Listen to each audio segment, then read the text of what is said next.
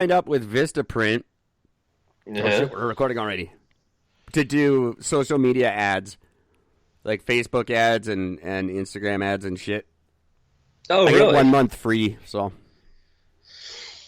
I'm gonna play some music Fantastic. now and not talk about this on the air. Sounds good. Oh, I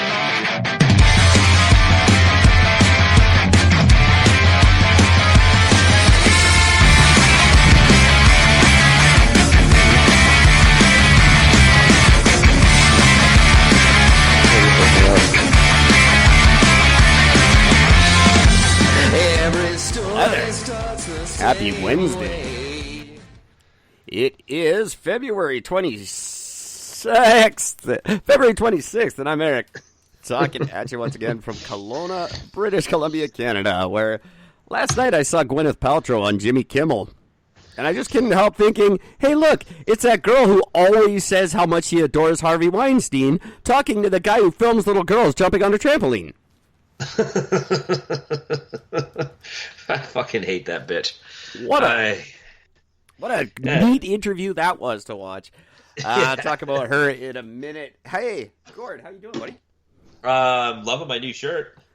I love your new shirt too. And I might just have to post a picture of Gord on the air in his fancy new shirt. And you guys can have those fancy new shirts for just $15 at ericandgord.world. They come in 5 sizes for men, 5 different sizes for ladies. They come in like 10 different colors. There's actually more options than that. If you have a specific thing you would like in mind, let me know, and I'll see if I can make it happen, because the possibilities are endless. ericandgord.world, $15 t-shirts, and we'll throw in a free pen. I want to say... So good. want to talk to you about the gum, too. That's more difficult than we thought. I want to say hi, Mike at Pit Lane. I hope everything's racing good over there.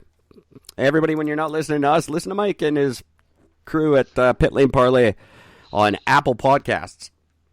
#1 IndyCar and racing podcast in the world. And if you don't want to listen to that, listen to Alex and Tom at Thor's Kin. There's some funny dudes. Damn right. And when you're like, man, I just can't listen to podcasts anymore, that's cool. Head over to Netflix. Check out The Truth About Marriage. The single greatest documentary that's been made in the last 38 years. I'm just saying, that is the opinion of some people who are me. And real quick, I do have to mention 2 things that are launching in March. The first of is, of course, the stories behind the songs. It's a podcast where we tell you the stories behind songs.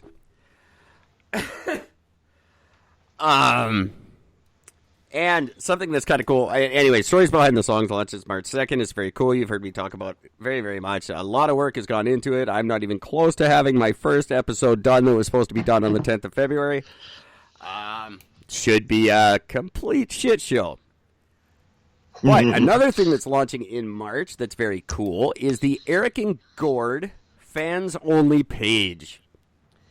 This is, yes, a premium content page that will contain exclusive content that only our fans can access. And how do you prove you're a fan? You pay for this shit. So it'll be a paid-only service. Sounds right. It's going to be like a toonie. You go on there, you get a bunch of cool shit. Naked pictures of Gord or whatever I can find. I stumbled upon it by accident, and I was like, fans only? This is cool. What's this all about? I was like, oh, shit, we can use this. Oh, man, I tell you, you do one stupid thing and it stays on the internet for life, I tell you. So I'll keep you guys updated on that. And then I guess that's enough of that for 1 minute. But I did want to get back to my intro real quick. Because I have in front of me here 5 things I think the world needs to know about Gwyneth Paltrow that I learned through my educational show I got to watch last night. Is one of them she sucks? One of them, point number 1, this is 5 things that you may not know about Gwyneth Paltrow, and I think you should. Number 1, Gweneth Paltrow looks fucking terrible. Whatever she's doing on that Goop fucking shit, her face is weird. She is not the hot girl who married Brad Pitt in the 90s. Just Wow, was she good looking back then? She was gorgeous. I always thought she was really pretty, and she looks terrible.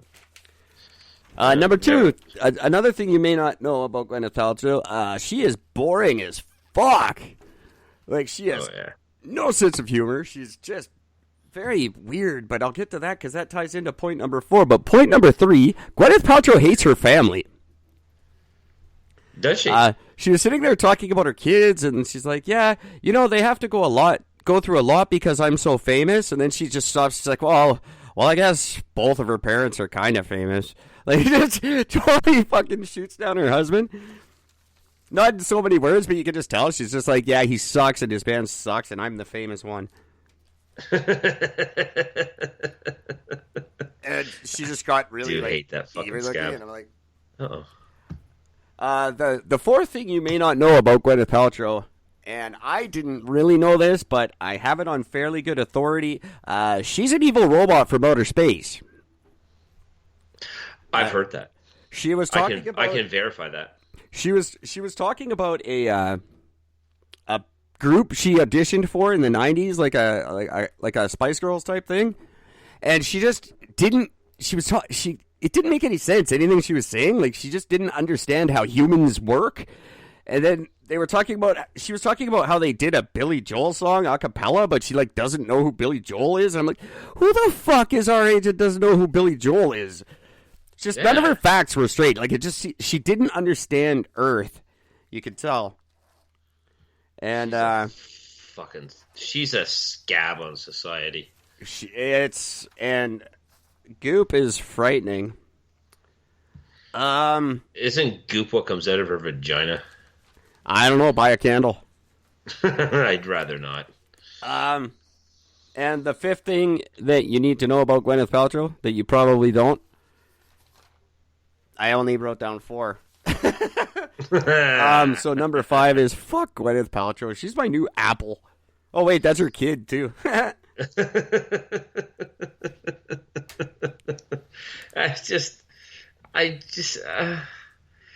don't understand. Like, she's not a good actress. She's done a hell of a job of acting like a human. Has she though? Has she really? I don't know. Up until last night, I was fully convinced she was one of us, but. All right, I want to get to some real news. Before we do, Gord would like to talk to you. Very, very quickly. I came across something today. Thank you, Thorskin, for posting this, because I have been wrong. Aside from the revelation Eric and I were talking that I had long before the show today, I saw this little post, and I just have to share it with the world because it is just the funniest shit I've ever seen in my life. It's a conversation between Batman and his butler. What's his butler's name again? Oh, is this I know what you're talking about. It's Alfred. But I know what you're talking about. Yeah, I just have to share it because it's just so fucking goddamn awesome. So Alfred says to Batman, "Why do you wear dark colors, sir?" And Batman goes, "So I won't get shot at." So he says, "Why does Robin wear bright colors?" Batman looks at him and goes, "So I won't get shot at." I've been giggling about that shit all fucking day. It's funny because it's true. I never liked Robin. I never saw the point of Robin.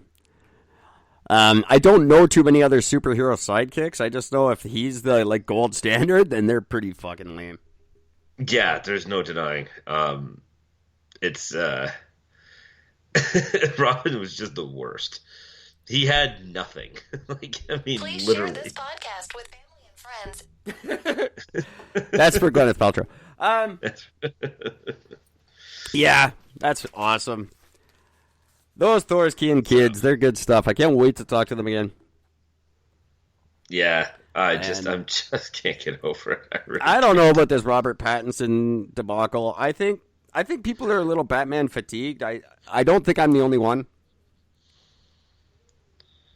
And I don't see this. I don't think so. I don't see this movie getting a very warm reception. I don't think anybody cares. I think the Joker really turned people off of the whole goddamn thing.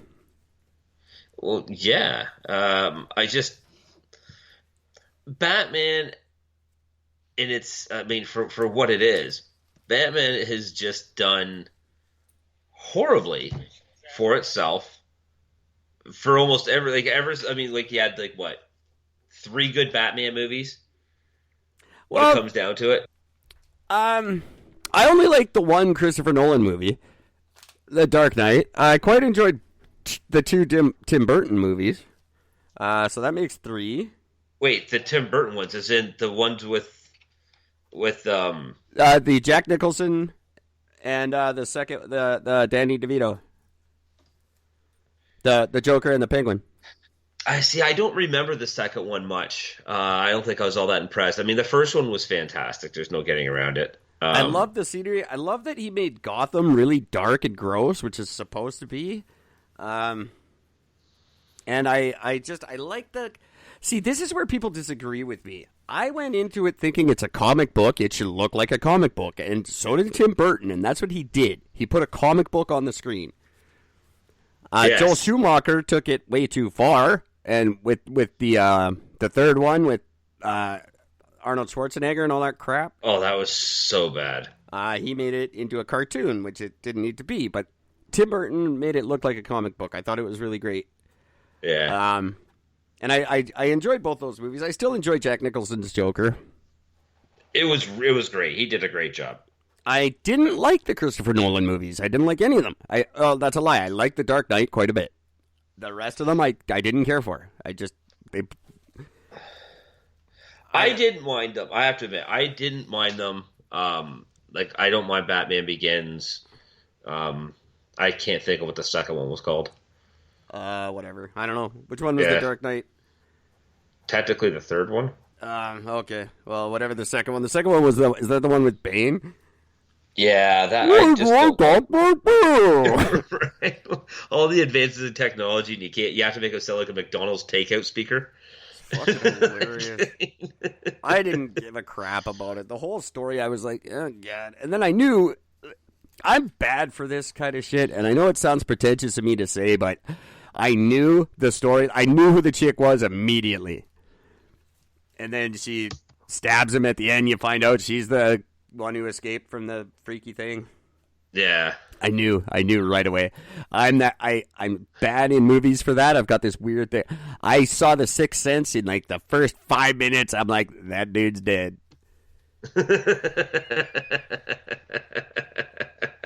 That dude's dead. I said it out loud. I'm like, Bruce Willis is dead. That's why the kid sees him. And then everyone hated my guts because it was like the first showing too, so nobody knew. You know what's funny? I had to watch a second time to understand all of it. Yeah. By the time I got to the end, I stopped paying a lot of attention. So I'm like, huh? Yeah, I'll just rewatch that again some other time if it makes sense then.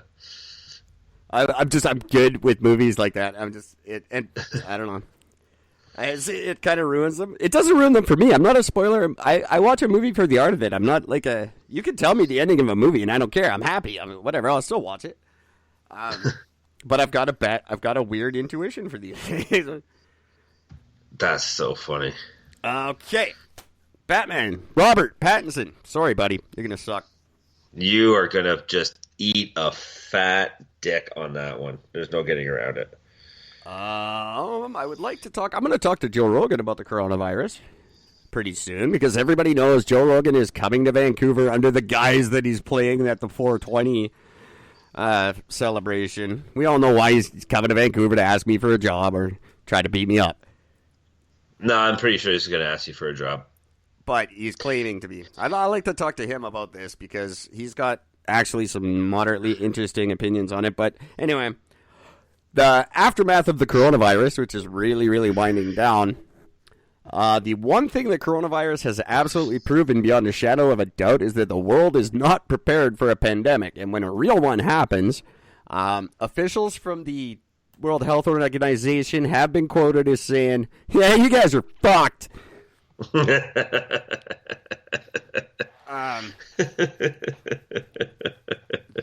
That is a actual quote.